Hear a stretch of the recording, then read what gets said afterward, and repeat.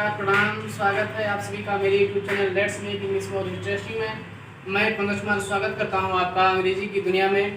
बच्चों, जैसा कि आप जानते हैं कि अंग्रेजी जो सबसे महत्वपूर्ण विषय होता है, चाहे आप फॉरेन में पढ़ें या फिर हिंदुस्तान में, तो आपके लिए अंग्रेजी बहुत ही ज़रूरी है। इसीलिए मैं अंग्रेजी से महत्वपूर्ण जितने भी टॉपिक होते हैं उन सबको मैं आपके लिए लेकर आया हूँ। आप लोगों ने देखा कुछ जो मैचिंग थे, अब उसके आगे बढ़ते हैं। देखिए, अब हम लोग पहुंचे एक बार फिर से मैचिंग वाले लिस्ट में।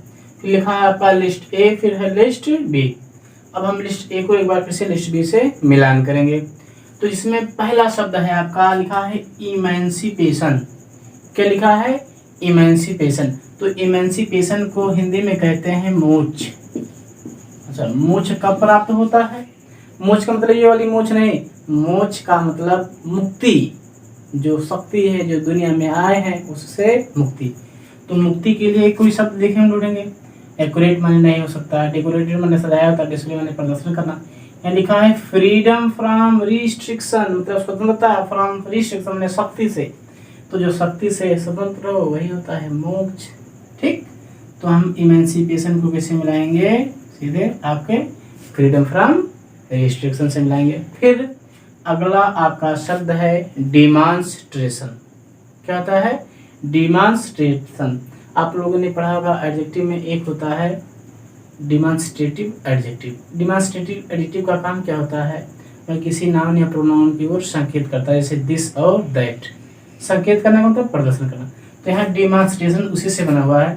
डिमॉन्स्ट्रेशन का मतलब होता है प्रदर्शन करना। क्या होता है? प्रदर्शन करना। तो हम यहाँ देख रहे हैं डेकोरेट मतलब सजाना होता है, हो नहीं सकता। एक्यूरेट है, एक्यूरेट माने ठीक हो ठीक होता है, वो भी नहीं हो सकता। फिर मिला है डिस्प्ले, इसका मतलब यही आपका आंसर है। तो डिमॉन्स्ट्रेशन का हो जाएगा आपका डिस्प्ले। ठीक, अगला शब्द है आपका प्रीसीजन। क्या लिखा है? प्रीसीजन। प्रीसीजन का मतलब होता है एक्यूरेट, मतलब एकदम ठीक ठीक, एकदम बगैर गलती के, बगैर त्रुटिपूर्ण। तो प्रीसीजन का आप यहाँ सब देख सकते हैं, लिखा है डेकोरेटेड। अब डेकोरेटेड मतलब सजाना होता है, तो इसका मतलब ये हमारा हो जाएगा। तो प्रीसीजन को हम किससे मिलाएंगे? एक्यूरेट से। ठीक, फिर अगला हमारा शब्द जो बचा है, इसमें चाहे इसका मीनिंग हमें पता हो या ना हो, जो आखिरी ऑप्शन बचेगा हम उसे मिला देंगे। वैसे बेडोइड का मतलब होता है डेकोरेटेड मतलब सजाया हुआ। ठीक, अगला हम चलते हैं लिस्ट ए और लिस्ट बी में। लिखा है डोमिनेशन। मान लेते हैं डोमिनेशन का मीनिंग हमको नहीं मानता, छोड़ दीजिए, आगे चलिए। लिखा है क्रेज। क्या लिखा है? क्रेज। अब क्रेज माने आपको पता है क्या होता है? साहस। तो अब हम देखेंगे साहस। विक्ट्री माने विजय होता है, हो नहीं सकता, तो काट दीजिए। क्रूरटी माने निर्दयता होता है, हो नहीं सकता। ब्रेवरी मिल गया, ब्रेवरी माने बहादुरी या साहसी, तो क्रेज माने साहसी मिल गया हमारा। बस बात खत्म। अगला हमारा शब्द है ब्रूटेलिटी।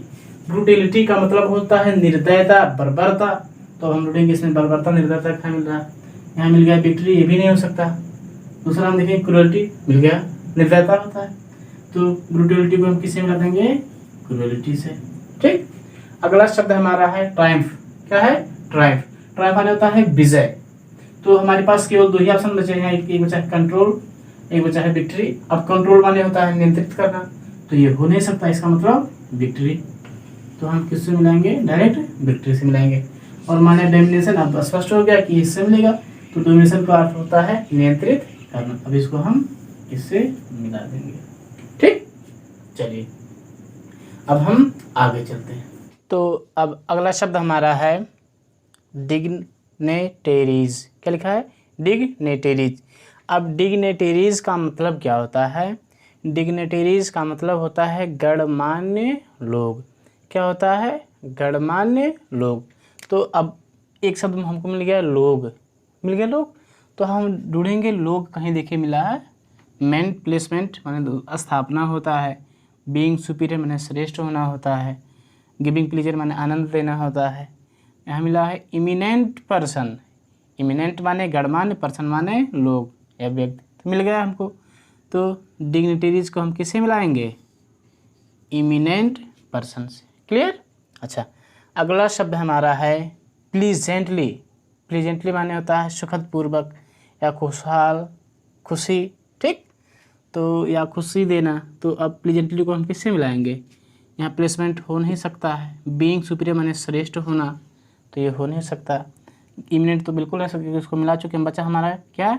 गिविंग प्लीजर, तो हम किससे मिलाएंगे? Giving pleaser.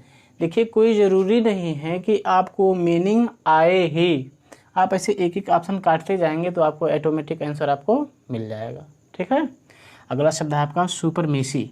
सुपरमेसी का मतलब क्या होता है? श्रेष्ठ होना। तो अब प्लेसमेंट है स्थापना, स्थापना का कोई मतलब ही नहीं होता है। इसका मतलब जो आखिरी ऑप्शन बचा है हमारा बीइंग सुपीरियर, तो सुपरमेसी को हम इसे मिला देंगे। अगला शब्द है हमारा है इंस्टॉलेशन।